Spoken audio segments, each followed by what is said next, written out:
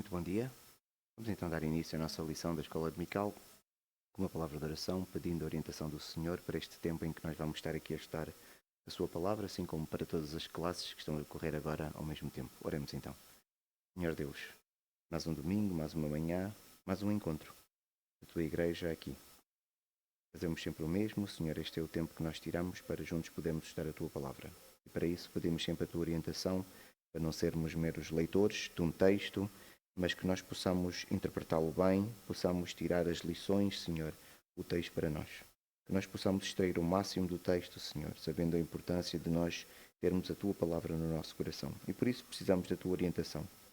Assim aqui para nós, como para todas as classes que estão a decorrer, que todos possamos aprender em conjunto para a edificação, Senhor, do Teu reino aqui na terra e glória do Teu nome, em nome do Senhor Jesus Cristo. Amém. Meus irmãos, nós estamos a estudar o livro de Josué e vamos na nossa segunda lição, começamos na semana passada. E para hoje os pontos que nós temos da lição são aqueles que eu vos apresento, a travessia do Rio Jordão, que é o grande momento da parte inicial do livro. Vamos só esperar que as pessoas se sentem por causa da agitação causada.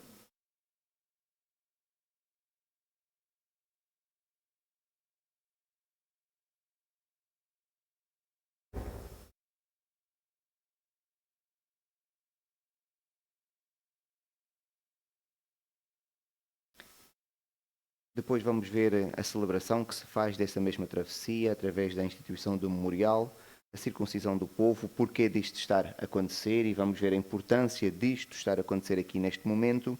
E depois há dois eventos que ocorrem imediatamente a seguir a travessia do rio, e por isso então vamos dedicar aqui algum tempo, esperando poder chegar ao final da lição e ter até um tempo para dúvidas e discussão, se tivermos então este tempo no final. Comecemos com o primeiro ponto. Sabemos que o povo de Israel está a caminhar no deserto e é uma caminhada que durou aproximadamente 40 anos. E no final desta caminhada nós sabemos que eles chegam do lado oriental do Rio Jordão e agora eles têm que passar para o lado ocidental do Rio Jordão. Então a travessia deste rio, este é o Rio Jordão, nós temos aqui o Mar da Galileia, que é o mar, podemos dizer, de água doce, temos aqui o Mar Morto, que é o mar de água salgada. O Rio Jordão liga este mar a este mar, então este momento é um momento importante, que é o momento de travessia. Uma vez passando para este lado, nós podemos dizer que eles chegaram àquela que é a terra que foi prometida muitos anos, muitos séculos antes, a Abraão, a Isaac e a Jacó. Então o povo de Israel vive com a expectativa de ver a promessa ser cumprida. E a promessa vai ser cumprida quando eles passarem para este lado do rio e conquistarem então esta terra.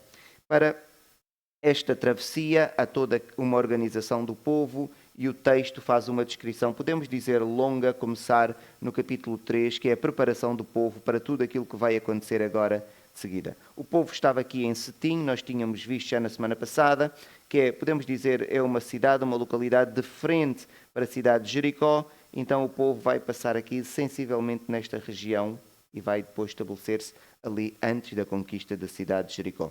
O texto diz que então há ali um intervalo de 3 dias e por isso, a começar no versículo 1, diz assim: levantou-se, pois, Josué de madrugada e partiram de Setim, aqui, ele e todos os filhos de Israel e vieram até ao Jordão. Então eles agora aproximaram-se da margem do rio Jordão e ficaram ali. Eles não passaram de seguida, eles não começaram a caminhar e foram de seguida. Não, eles chegaram ali e pararam naquele lugar. Então, pelo menos 3 dias eles permaneceram ali. Vejam o que diz o versículo 2. E sucedeu ao fim de 3 dias que os oficiais passaram pelo meio do arraial. Então agora eles estão ali há 3 dias e os oficiais começam a passar e vão começar a organizar tudo aquilo que será necessário fazer para que possam agora passar para o outro lado. Quando nós estamos a ler este texto, nós sabemos que eles agora vão passar para o outro lado e eles vão passar para um lado onde tem um povo numeroso, mais numeroso do que eles, militarmente muito forte também. Então podíamos dizer que eles agora vão organizar-se militarmente, mas quando nós começamos a ler o texto, vamos perceber que esta paragem e a organização é para outra coisa. E o texto diz no versículo 5 assim: disse Josué ao povo, e nós estamos à espera que Josué desse ordens para organização militar, alguma estratégia, algum cuidado a ter quando chegarem do outro lado do rio, porque eles nunca tiveram do outro lado do rio. Mas vejam o que é que Josué diz: santificai-vos, porque amanhã o Senhor fará maravilhas no meio de vós. Então aquilo que Josué está a pedir ao povo é para o povo se santificar. É estranho, porque eles vão para uma zona onde eles vão ter vários conflitos, e para aqueles que já conhecem o livro sabem que é um livro de batalhas. O livro de Josué é um livro de batalhas, do início até ao final. Mas o Josué que agora tem que dar instruções ao povo, aquilo que ele diz é: santificai-vos. Não diz preparem-se, organizem-se, afiem as vossas espadas, façam mais armas, pedir agora aos ferreiros que possam fazer mais espadas. Nada disso. O que ele está a pedir é para que haja santificação. Então nós temos que fazer a pergunta óbvia, sempre que estamos a ler a Bíblia, nós temos que perguntar coisas ao texto, coisas que nós temos desconfiança, não percebemos, queremos entender melhor. E esta é a pergunta: qual foi o propósito da santificação? Porque é que ele pede isso? Porque é que ele não pede um treino militar? Podia agora fazer a recruta dos homens com mais de 20 anos, aqueles que estão preparados para a guerra. Ele não pede isso, ele pede santificação. Nós normalmente, quando temos dúvidas para colocar ao texto, aquilo que nós tentamos fazer é ver se existem textos paralelos. Quando existem textos paralelos ou textos semelhantes, é importante porque ajuda-nos a ter uma resposta mais solidificada. Então, Josué está a pedir para o povo se santificar. Porquê? Porque vai acontecer algo extraordinário. Vai acontecer algo para o qual estes homens, agora o povo de Israel, vai precisar do auxílio do Senhor. E nós, quando começamos a ler as Escrituras, encontramos vários momentos da Bíblia em que se pede a santificação. Vamos ver então alguns destes momentos. Eu trago aqui apenas 3, podíamos trazer muitos mais, mas trago-vos apenas 3. E não estou a dizer muitos mais daquelas frases que se faz, mas só há mais um ou dois. Não, há muitos mais, mas eu trago apenas 3. Vejamos um que nós já estudamos. Em Êxodo, antes do povo receber a lei, antes de Deus comunicar ao povo os 10 mandamentos, não é? Vejam, disse também o Senhor a Moisés: vai ao povo e purifica-o hoje e amanhã. Lavem eles as suas vestes, estejam prontos para o terceiro dia, porque o terceiro dia o Senhor, à vista de todo o povo, descerá sobre o monte Sinai. Então, antes do Senhor comunicar os 10 mandamentos, aquilo que o Senhor pede ao povo é o quê? Preparação. A preparação passa pela santificação. A santificação passa pelo momento de reflexão, oração, assim como até pela lavagem da roupa e pela higiene pessoal. É a pessoa estar pronta e em condições para escutar o Senhor. É um bocadinho, fazendo aqui um transfer, embora não seja a mesma coisa, mas dá para percebermos, aquilo que nós fazemos antes de irmos a um casamento. Vai haver um casamento e eu estou a trabalhar. E o que é que eu faço antes de ir ao casamento? Paro do trabalho, vou para casa e apronto-me. E apronto-me passando por quê? Tomar banho, colocar a roupa bonita e fazer tudo aquilo que é necessário para quando eu chegar no evento, eu estar em condições de participar do evento. Então está aqui o Senhor a dizer: preparem-se, no terceiro dia eu vou falar, vocês vão escutar. Vocês vão estar diante de mim a escutar a minha voz. Temos aqui outra passagem, é quando o Senhor manda Samuel para poder ungir Davi como rei. E o contexto histórico aqui é muito interessante porque Samuel era um profeta, ao mesmo tempo juiz. Na maior parte das vezes, quando Samuel aparecia no lugar, as pessoas ficavam amedrontadas. Porquê? Como profeta, quando Samuel chegava, na maior parte das vezes era para repreensão e era para dizer qual era o castigo de Deus que iria acontecer. Então agora, imaginem, em Belém, as pessoas estão na sua vida normal e vem o profeta Samuel aparecer. As pessoas já ficam a pensar: o que é que vai acontecer? Qual vai ser o castigo? Samuel, sabendo isso, diz assim: é de paz, fiquem descansados. Eu não vim aqui para dizer qual vai ser o castigo que vai cair sobre vocês. É de paz. Então ele diz: vim sacrificar ao Senhor. Muito bem, então agora as pessoas devem ter ficado aliviadas. Ok. Agora eles vão sacrificar ao Senhor. Então vai haver agora um momento especial. E o que é que Samuel então lhes pede? Santificai-vos e vinde comigo para fazerem o quê? O sacrifício. Vai haver agora um momento importante em que eles vão precisar de estar bem diante do Senhor. Então é necessário a santificação. E diz: santificou ele a Jessé e os seus filhos e os convidou para o sacrifício. Quando o rei Ezequias começa a exercer o seu reinado, filho do rei Acás, e o rei Acás foi um mau rei que sacrificou os seus filhos a Moloque, quase vandalizou o templo, e agora ele começa a exercer funções e percebe o estado do templo. E o que é que ele vai fazer? Ele vai pedir uma reconstrução, reabilitação do templo. Então ele diz assim: ouvi-me, ó levitas, santificai-vos agora e santificai a casa do Senhor Deus de vossos pais. Tirai do santuário a imundícia. Estão a ver, a santificação é para momentos de sacrifício, é para momentos em que se vai ouvir a voz do Senhor e para momentos onde nós vamos tratar das coisas do Senhor, como é o caso aqui da limpeza do próprio santuário. Então, nós conseguimos ver que sempre que vai haver alguma coisa importante, especial, e o povo vai precisar da ajuda do Senhor, é necessário que haja santificação. Não vamos aqui confundir, não vamos achar que Deus só vai agir se houver santificação. Não, Deus não precisa da nossa santificação para poder agir. Mas nós precisamos de estar santificados para estarmos corretamente diante de Deus quando Ele precisa que nós escutemos ou façamos alguma coisa.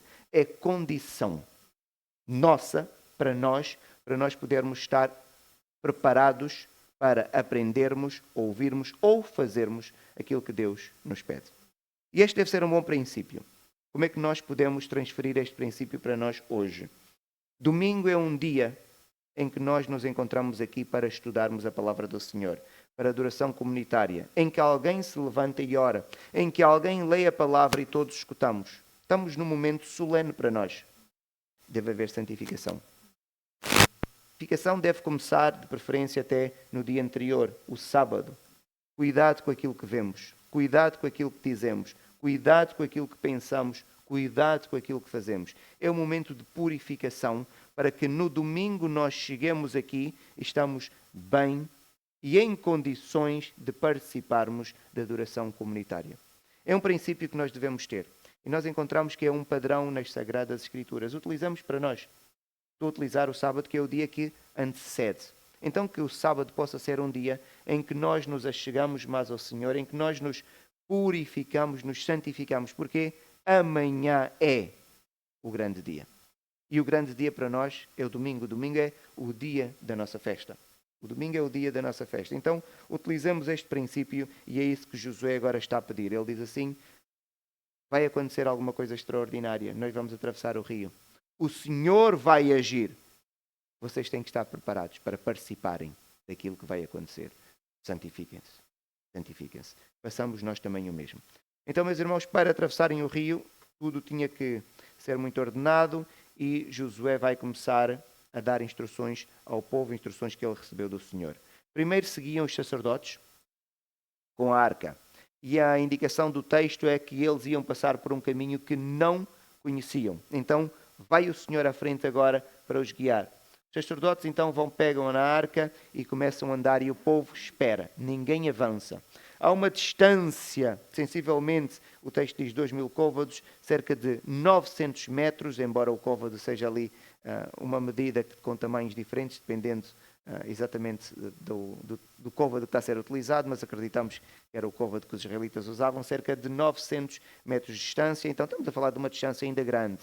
Então os sacerdotes avançam com a arca, o povo fica a uma distância ainda grande da arca e depois o povo agora começa a marchar atrás. É uma distância suficiente porque o povo agora, estamos a falar de mais de 2 milhões de pessoas nesta altura, e o povo de longe tem que ver a arca andar, eles estão espalhados numa área muito grande e agora o povo todos conseguem ver e vamos agora começar a marchar seguindo a arca. Os sacerdotes, agora que estão a transportar a arca, eles começam a andar. E agora vejam o que é que o texto diz, porque temos aqui algumas coisas muito interessantes. Eles estão a marchar em direção a quê? Eles estão aqui, eles têm que passar o rio, não é? Está aqui o rio, a fronteira natural. Eles têm que marchar em direção a quê? Ao rio. Porquê que eles vão de direção ao rio? Eu vejo às vezes turistas ali embaixo, na Baixa de Lisboa. Eles marcham em direção ao rio, mas com o objetivo de pararem antes de chegar ao rio. Ninguém continua a marchar, mas Josué está a dizer, nós vamos para o outro lado do rio. Fica a pensar, os sacerdotes agora vão marchar para o rio, mas o rio está cheio de água. Mas eles começam a marchar. E o texto diz assim, a iniciar no versículo 15 do capítulo 3. E quando os que levavam a arca chegaram ao Jordão, e os seus pés se molharam na beira da água, porque o Jordão transbordava sobre todas as suas ribancheiras todos os dias da ceifa, pararam-se as águas que vinham de cima. Levantaram-se no montão muito longe da cidade de Adã, que está ao lado de Zartã, e as que desciam ao mar das Campinas, que é o mar salgado, que é o mar morto, que é este que nós temos aqui embaixo, não é? Foram de todo separadas. Então passou o povo em frente de Jericó. Meus irmãos, vejamos agora o cenário. Eles estão a andar, mas eles estão a ver um rio na frente. E pela descrição do texto, nós estamos na primavera, então o rio está a transbordar. Mas eles estão a andar para atravessar um rio que está a transbordar. Era o irmão na Baixa de Lisboa, estar a andar. E sabe que é para chegar à Almada, mas está a ver aquela imensidão de água, mas está a andar. E eles estão a andar e pisaram no pé, com um peso, que é o peso da arca. Que fé é esta? Porque disseram que o rio ia abrir. Uma coisa é dizerem-me, outra coisa é eu acreditar. Porque o rio estava no seu caudal máximo. Mas eles avançaram. E nós vemos aqui uma fé extraordinária destes sacerdotes, porque eles sabiam que estavam a avançar para atravessar. Então eles sabiam que não era para chegarem, molhar os pés e ficarem parados, como nós fazemos quando estamos na margem do rio. Eles sabiam que era para continuar, mas eles estão a ver o rio no seu caudal máximo. É uma fé extraordinária a destes homens.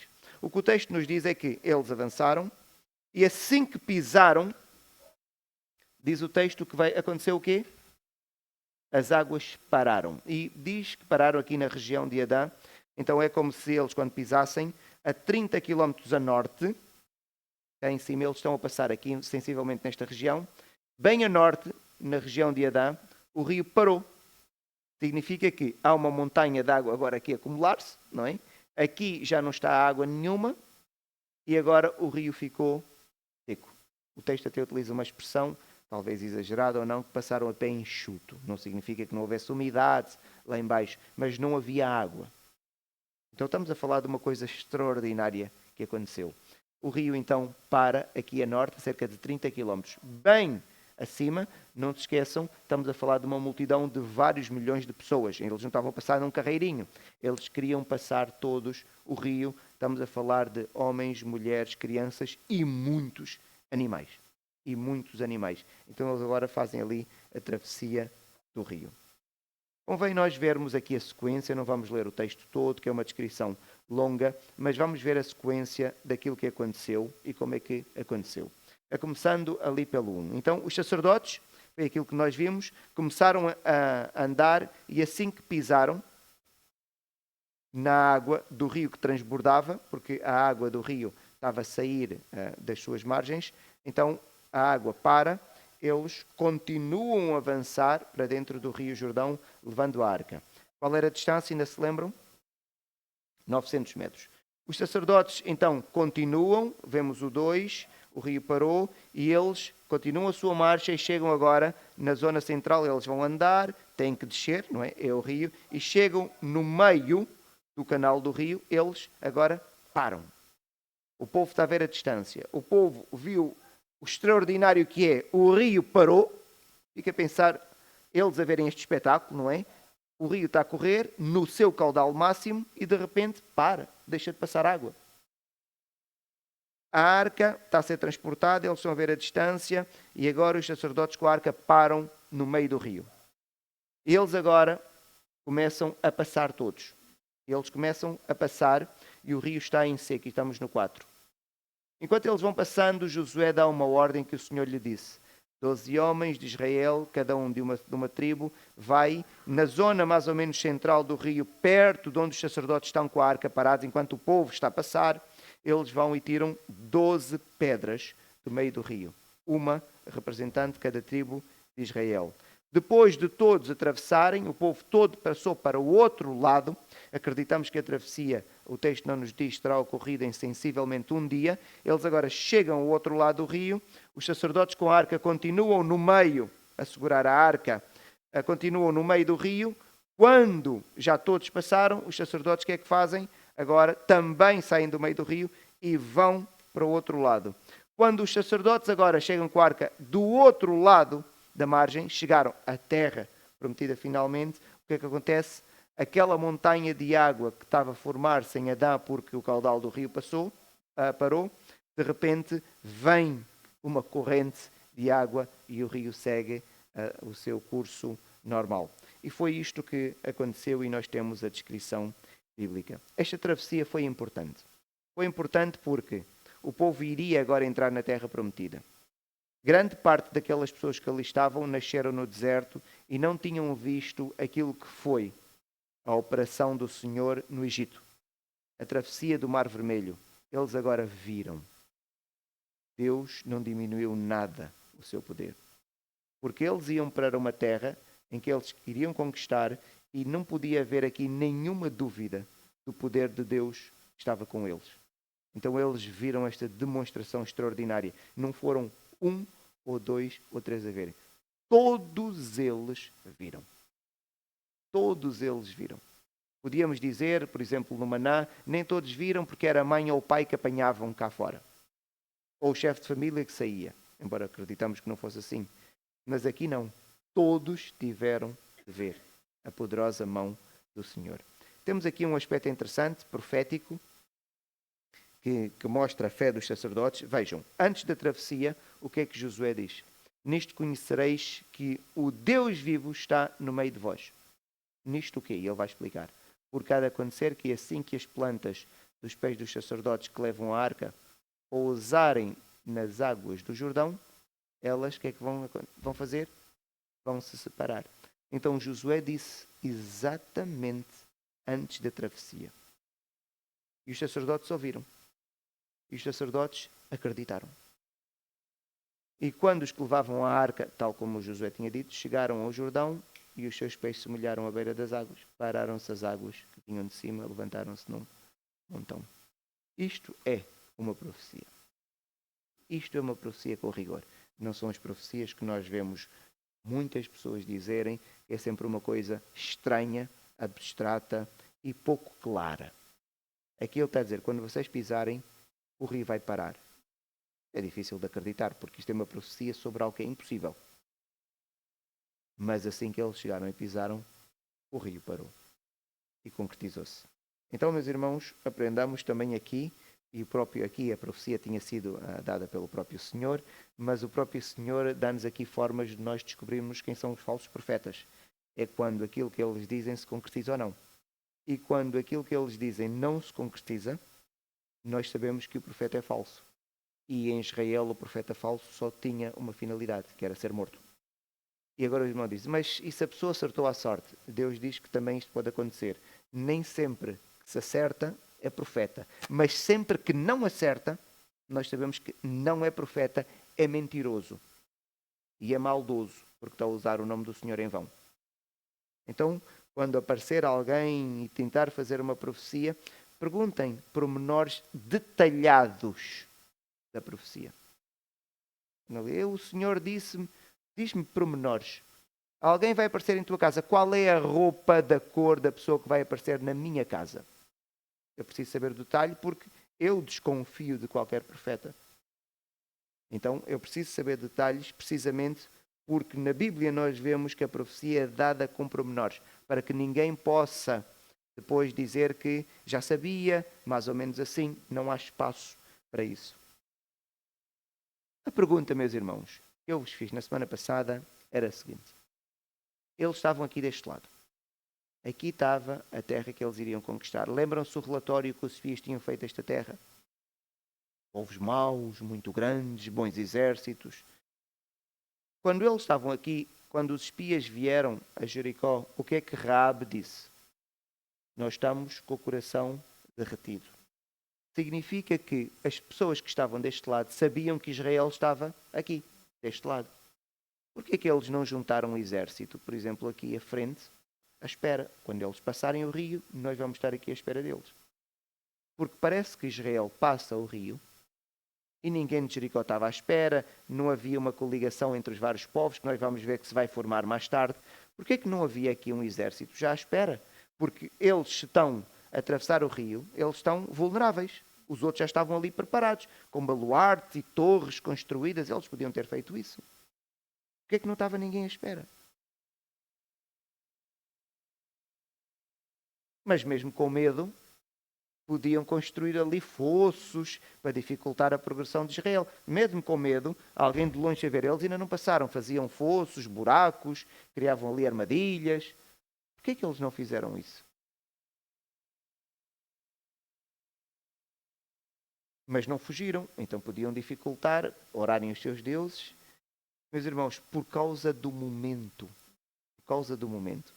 vejam o que é que o texto diz. E quando os que levavam a arca chegaram até o Jordão, e os seus pés se molharam nas bordas da água, vemos que as águas pararam. Mas o texto dá aqui uma informação, aparentemente de pormenor entre parênteses, que é muito importante, diz assim: porque o Jordão transbordava sobre todas as suas ribanceiras todos os dias da cega. Então, o Jordão estava no seu caudal máximo. O caudal máximo do rio não é só porque agora transborda, mas porque também a água está a passar com mais velocidade. Eles chegaram na primavera. Na primavera tinha havido degelo dos montes ao lado, principalmente do Monte Hermon, que está mais aqui a norte. O Monte Hermon, quando começa a ver o degelo da primavera, as águas vão descendo, chegam aqui ao Mar da Galileia. O Mar da Galileia aumenta ligeiramente, porque o Rio Jordão vem daqui, deságua aqui e continua, chama-se o Jordão inferior, o Jordão de baixo, e continua. Então este caudal também aumenta e há vários outros rios que vão servir, são afluentes do Jordão. Então o caudal estava muito grande, com uma corrente mais forte que o normal, será o momento em que a corrente estava mais forte, então não era um momento claramente para se passar com crianças, nem um exército com armas, nem os animais, que às vezes eram importantes, porque para a guerra não basta só passarem os homens, então e os alimentos? É necessário ali mais de carga. Nós quando pensamos no exército, pensamos, e os homens estão a avançar. Sim, mas e quem vai alimentar aqueles 200 mil homens? Pensem em comida para 200 mil homens. Quantos quilos de comida? Há toda uma questão logística. Então, quem está deste lado está ligeiramente descansado, cheio de medo, mas pensa, ainda temos tempo. Ainda temos tempo, porque eles não podem atravessar agora. Não é este o momento em que as pessoas costumam atravessar. Só que foi neste momento exatamente que Israel atravessa. Então, quando Israel chegou, os povos pensaram, ainda temos tempo para nos organizarmos.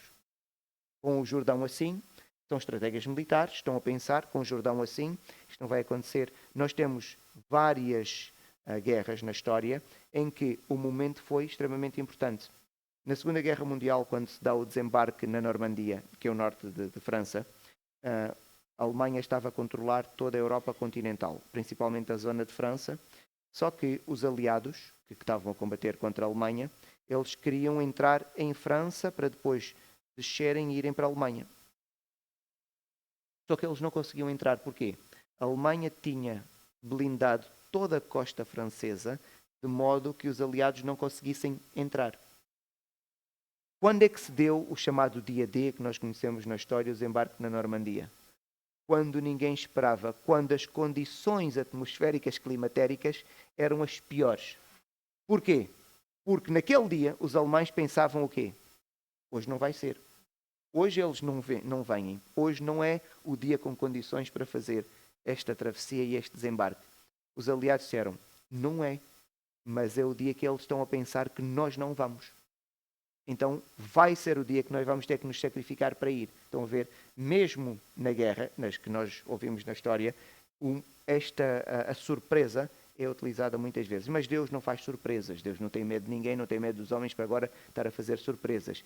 Eu acredito que Deus escolheu este momento, pela data em si já vamos ver, tem aqui um aspecto importante, mas também para Israel pensar e não ter dúvidas que foi Deus quem agiu.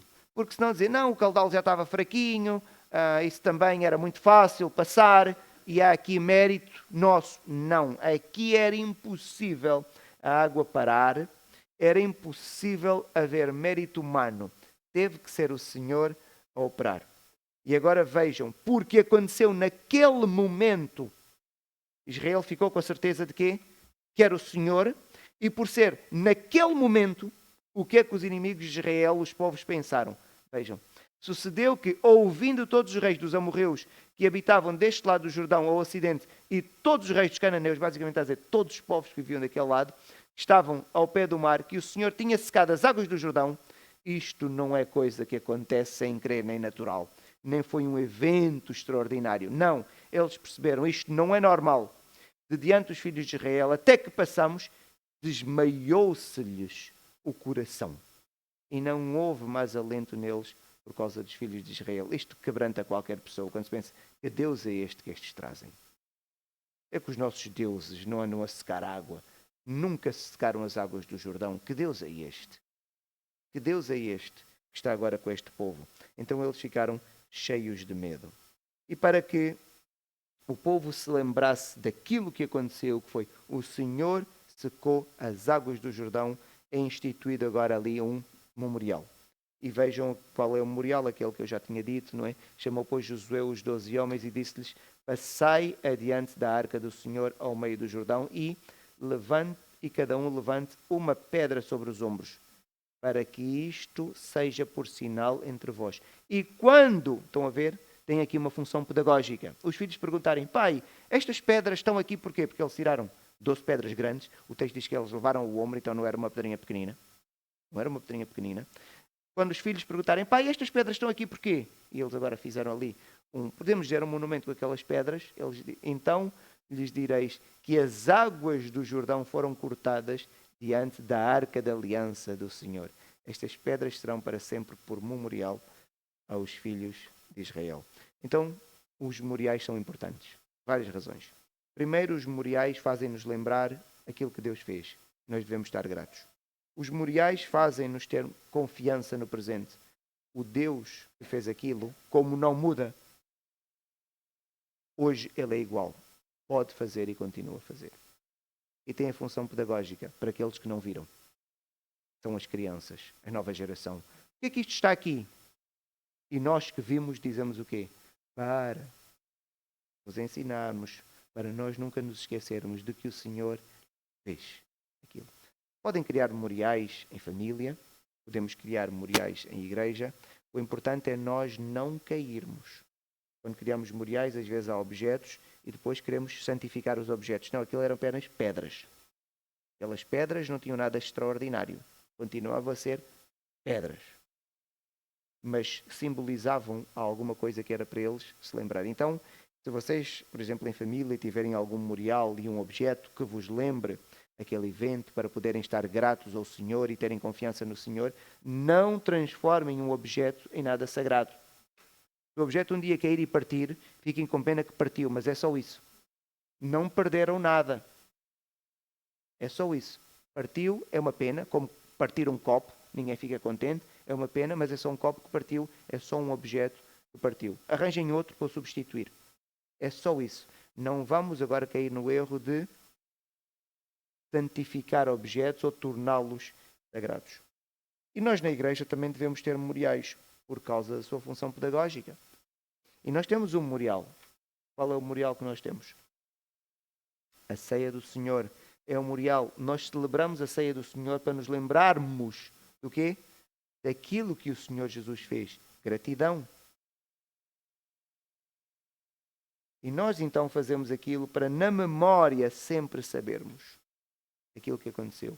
E quando os nossos filhos, no nosso caso, nós já fomos pequenos, nós perguntámos aos nossos pais: porquê é que bebias na igreja aquele bocado de vinho e comias o pão?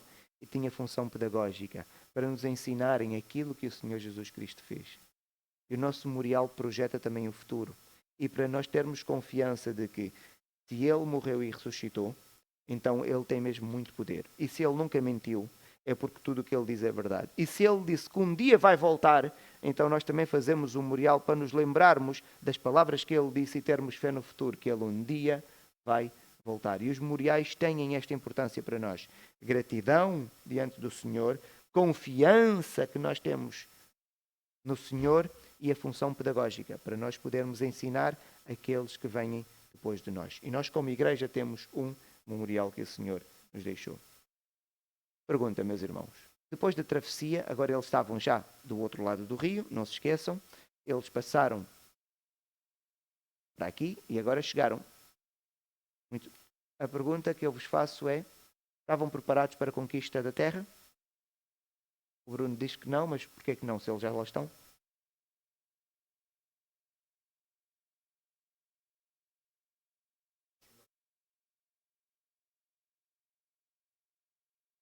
O cansaço, mas bastava um dia de descanso ou dois. Ainda que fosse uma semana, descansavam, já estava. Então, uma semana de descanso, nem é preciso tanto tempo. Quer dizer, acho que 2 dias de bom sono, também não é um cansaço extremo, não é só, é um dia de caminhada. Sim.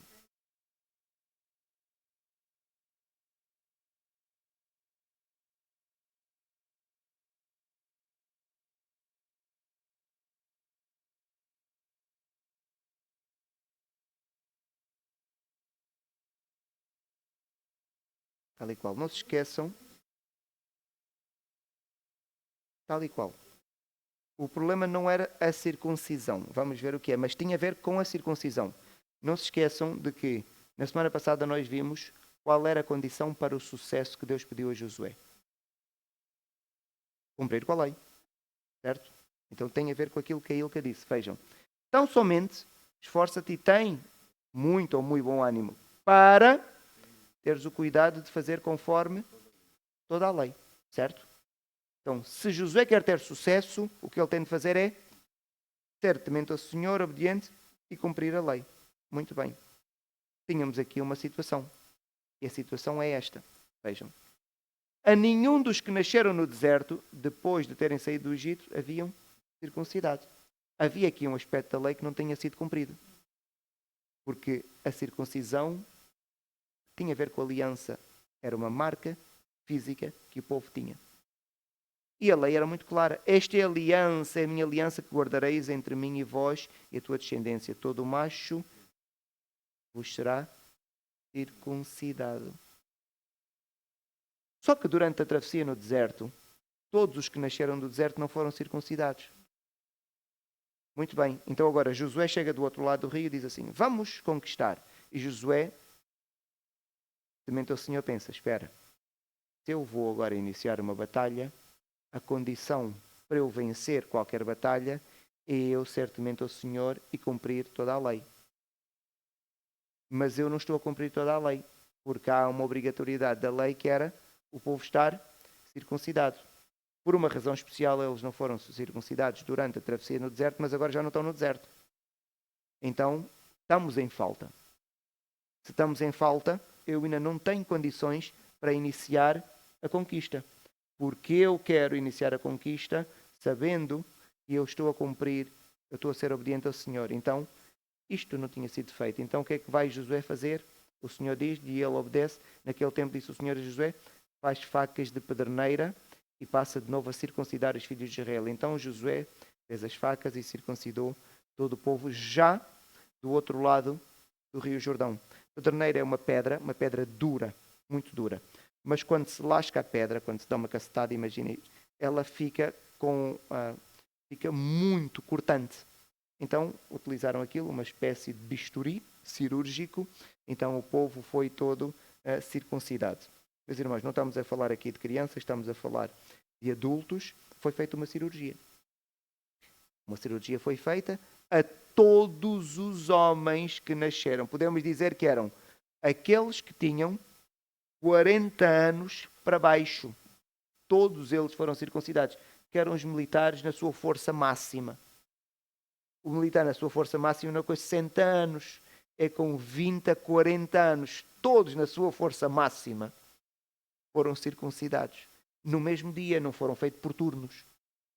Porque podiam fazer por turnos, agora 10 mil ou 100 mil, então havia sempre um exército disponível. Não, todos foram circuncidados. E a pergunta a brincar aqui é: qual é o risco de obedecer a Deus? Há aqui um risco muito grande. Porquê? Eles passam para o outro lado do rio, certo? Agora, do outro lado do rio, fazem todos uma operação. Eles são todos vulneráveis. Mas agora qual é a solução? Vamos fazer aquilo que nós fazemos. Passamos para o outro lado do rio e Deus diz: agora, muito bem, falta circuncidar. E agora alguém dizia: então e se vier algum povo, como é que nós fazemos? Nós começamos já a racionalizar. Conclusão: ninguém circuncida e ficamos todos à espera do exército, organizamos. Nós somos peritos em arranjar desculpas e motivos para não obedecer. E nós simplesmente devíamos obedecer, mas nós começamos a racionalizar. Sim, obedecer a Deus faz-nos correr riscos. Mas agora temos duas opções somente. Ou obedecemos ou não obedecemos. Nós normalmente não obedecemos. E achamos que assim controlamos os riscos. Mas continua a ser desobediência. Continua a ser rebeldia. Porque se o Senhor deu uma ordem, vou ser eu que vou dizer: Senhor, espera um bocadinho. Agora eu vou-te explicar porque que eu não posso cumprir a ordem. E agora estamos a ver Deus a escutar-nos, não é? E Deus, na sua infinita sabedoria, dizer assim: não tinha pensado nisso. Mas é o que nós fazemos. É o que nós fazemos. Como se alguma coisa escapasse ao Senhor. Meus irmãos, não há espaço para isso. Então Josué percebe: há uma condição que eu tenho de cumprir. É obedecer. E Josué, então, vejam o que é que ele faz. Tendo sido circuncidado, toda a nação ficaram no seu arraial até que sararam. E a minha dúvida é: quanto tempo ficaram? A Bíblia não nos diz, mas eu fui pesquisar, não é? Foi feita aqui uma intervenção cirúrgica e temos aqui alguém que depois poderá confirmar. Vejam. Dor e incapacidade mais acentuadas nos primeiros 3 dias. Eu fui ver o nome da cirurgia, ostectomia, não é? Recuperação funcional ao longo de 1 a 2 semanas. Mas a cicatrização ocorre um pouco mais tempo. Pode demorar um pouco mais.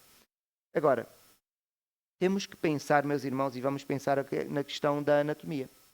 Então, a circuncisão, nós sabemos, é feita no órgão sexual do homem, no pênis, não é? E a pessoa agora tem que colocar uma roupa. Há contacto com a roupa, há fricção. E na batalha, eles têm que se movimentar. E há fricção com o órgão que foi intervencionado com a própria roupa. Não dá. Eles têm mesmo que estar parados. Eles têm mesmo que estar parados. Então vamos dizer que eles estiveram parados provavelmente 1 semana e tal, 2 semanas. Eles sabiam que iam estar vulneráveis 1 semana e tal, 2 semanas. Há duas opções. Ou obedecem e têm que ficar parados e vulneráveis, ou não obedecem. E eles tomaram a decisão certa. Obedeceram. Quando nós obedecemos ao Senhor, ficamos mais vulneráveis. Ficamos mais pobres, claro. Quando o Senhor me pede para eu ajudar o meu próximo, eu para dar uma oferta, eu fico mais pobre. Fico mais frágil, claramente fico. Mas eu tenho sempre duas opções. Obedeço ou não obedeço. E o Senhor não nos vai julgar por nós darmos uma boa explicação ou não. Vai nos julgar pela obediência ou não. E é o que nós temos aqui. Então agora, eles têm este tempo de recuperação. O texto não nos diz, mas vamos estimar 1 semana e tal, 2 semanas. E eles chegaram. E há aqui uma data importante. O texto diz que eles chegaram no dia 10 do mês de Nisan e a Páscoa é celebrada no dia 14 do mesmo mês. E agora vejam. Estando, pois, os filhos de Israel acampados em Gilgal, celebraram a Páscoa no dia 14 do mês, à tarde, nas campinas de Jericó. Quando é que eles saíram do Egito? Eles saíram do Egito quando foi instituído exatamente o quê? A Páscoa. Eles chegaram na Terra Prometida no mês, 4 dias antes da celebração da Páscoa. 40 anos. 40 anos. Saíram e chegaram na Terra Prometida no mês, quase no dia em que eles tinham saído. Nós encontramos então aqui, eles vão celebrar a Páscoa. Este é o primeiro evento. E eles agora podiam dizer, mas agora estamos em tempo de guerra, não dá, porque a celebração da Páscoa era uma celebração que demorava quanto tempo? Nós sabemos que a Páscoa está associada a mais uma outra festa. A festa dos pães ázimos. Quanto tempo demorava? Mas vale eu não dar as aulas, não é? 7 dias. 7 dias. Lembram-se quando era a celebração da Páscoa, o povo ia e ficava em Jerusalém e eram as duas festas juntas e era uma celebração de 7 dias. É? Então, se eles vão estar em celebração, há 7 dias de vulnerabilidade. É festa, celebração. Eles não estão a pensar na guerra. Então, mas eles estão ali para celebrarem a Páscoa. Este foi o grande evento que aconteceu quando eles agora chegam do outro lado. E há outro grande evento também que acontece. Quando eles chegam do outro lado, diz assim: e ao outro dia, depois da Páscoa, comeram do fruto da terra, pães ázimos e espigas tostadas. As espigas vieram de onde? Os irmãos já pensaram? Porque eles no deserto comiam maná. No deserto eles não andavam a plantar. No deserto era maná que eles comiam. Mas eles comeram espigas tostadas. Então, eles apanharam o quê? Do fruto da terra. E por isso, se agora tem fruto da terra, vejam, e cessou o maná no dia seguinte. E os filhos de Israel não tiveram mais maná. E aprendemos aqui um termo que utilizamos muitas vezes, que é a economia divina. O Senhor dá, muitas vezes, mas se não for trabalhar, se for preguiçoso, eu garanto-vos, o Senhor não vos vai fazer chegar nada nas vossas casas, nem vai pagar a vossa renda. O Senhor trabalha connosco num princípio que nós chamamos de economia divina. O Senhor intervém quando é necessário. O Senhor está à espera que nós trabalhemos, façamos a nossa parte. Então agora eles tinham os alimentos ali disponíveis. O Senhor está a dizer, então eu já não preciso dar o maná, no deserto era necessário. Agora já não é necessário. Trabalhem, cultivem, façam o vosso trabalho. O Senhor não deixou de ser misericordioso. Porquê? Vejam a promessa que o Senhor lhes dá, muito tempo antes, em Deuteronômio. Havendo depois o Senhor introduzido na terra que prometeu a teus pais, te daria grandes e boas cidades que não edificaste, o texto diz sempre isso, e casas cheias de frutos do que é bom, que também não tinham construído, e poços abertos que não abriste, vinhas e olivais que não plantaste, e quando comerdes e te fartares, guarda-te para que não esqueças o Senhor. Então, o Senhor estava a dizer que lhes ia dar uma terra onde já iriam ter tudo preparado. As árvores já estavam plantadas, porque eles podiam plantar as árvores. Quanto tempo demora uma oliveira até dar o fruto? Há árvores mais rápidas do que outras, mas a maior parte demora muito tempo. Até uma naspereira que é relativamente rápida demora algum tempo. Demora algum tempo. Quando eles chegaram, eles encontraram o produto da terra, como o Senhor tinha dito. Que rigor naquilo que o Senhor tinha dito, com profecia. Então, a partir daí, o que é que acontece? Cessa o maná. Celebraram a Páscoa, circuncidaram-se, cessou o maná, estão estabelecidos. A conquista da terra vai começar, mas a partir da próxima semana. E por isso, não sei se há alguma dúvida, temos algum tempo, algum comentário.